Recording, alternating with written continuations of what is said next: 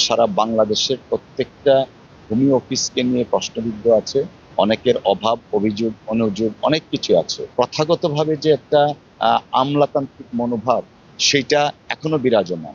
বাংলাদেশের যে কোনো প্রান্তে, যে কোনো দিন, যে কোনো অফিসে আমরা যাব এবং এইভাবে একটা যেটা বলা হয় সারপ্রাইজ ভিজিট, সেটা আমরা অব্যাহত রাখবো। আশাহত হয়েছি বিকজ ৯টার সময় অফিস খোলার কথা, ১৫-১০টার সময় কর্মকর্তা দুইজন এসছেন, একজন এসছেন ১৫-১০টা, আরেকজন ১০টার পরে এসছেন ইন্সপেকশন শুরু।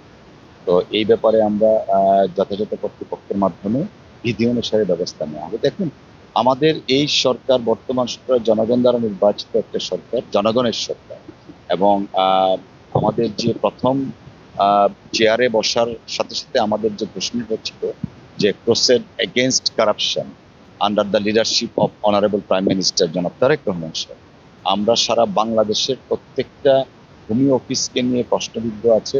অনেকের অভাব, অভিযোগ, অনুযোগ অনেক কিছু আছে। অনেক বিষয় এখানে আছে। কারাপশনের এলিগেশনসটা তো ১ নম্বরে আছে।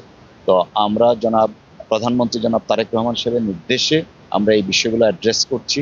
আজকে এই ভূমি অফিস আমরা পরিদর্শন করেছি, কম বেশি রেগুলারিটিস আছে। আর সবচেয়ে বড় কথা যেটা, ভূমি অফিসের যারা সেবাদানকারী কর্মকর্তা থাকেন, তাদের সাথে সেবা গ্রহীতাদের একটা ব্যাপক গ্যাপ কাজ করছে। ওনারা প্রপারলি এক্সপ্লেন করছেন না কোন কাজটায় কতটুকু সময় লাগবে, কতদিন সময় লাগতে পারে। মানে আমাদের যে প্রথাগতভাবে যে একটা আমলাতান্ত্রিক মনোভাব, সেটা এখনো বিরাজমান। প্রজাতন্ত্রের কর্মকর্তা বা কর্মচারী হিসাবে জনগণের সাথে যে সম্পৃক্ততা, ইন্টারাকশনটা, সেটা হয়ে উঠছে না। তো সেই বিষয়টা আমরা অ্যাড্রেস করব। আর আজকে আমরা যা দেখেছি, অফিসিয়াল কিছু সিক্রেসি ম্যাটার আছে, সেই জিনিসগুলো আমরা দেখব, দেখে বিধি অনুসারে ব্যবস্থা নিব।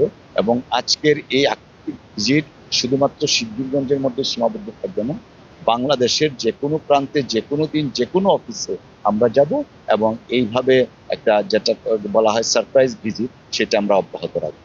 আমরা কারাপশনের এগেনস্টে আমাদের যে ভূমিকা, অর্থাৎ আমাদের যে ঘোষণা জিরো টলারেন্স, জনাব তারেক রহমান সাহেব মাননীয় প্রধানমন্ত্রী ওনার নির্দেশে, সেটা আমরা অব্যাহত রাখবো। এবং এইটা বাংলাদেশের সরকার, জনগণের সরকার এবং জনগণ দ্বারা নির্বাচিত সরকার হিসাবে আমরা জিরো টলারেন্স এগেনস্ট কারাপশন, সেটা কার্যকর করবো ইনশাআল্লাহ।